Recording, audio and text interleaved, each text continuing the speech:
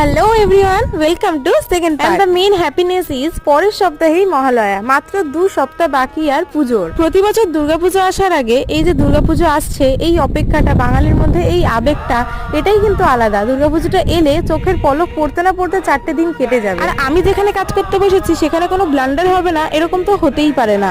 তো আমি যে ডিজাইনটা করেছিলাম সেই ডিজাইনটা আমার একদমই পছন্দ হচ্ছিল না, তাই জন্য আমি পুরো জায়গাটাকে আবার রেড কালার দিয়ে কভার আপ করে তারপরে হোয়াইট দিয়ে আবার কলকাগুলো করেছি। আচ্ছা চলো তোমাদের আজকে একটা কোয়েশ্চেন করা যাক।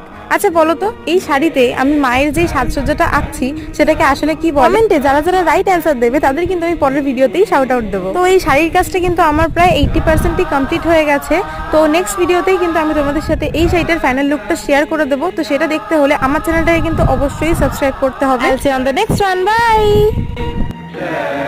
शुंभ निशुंभ दैत्यदलनि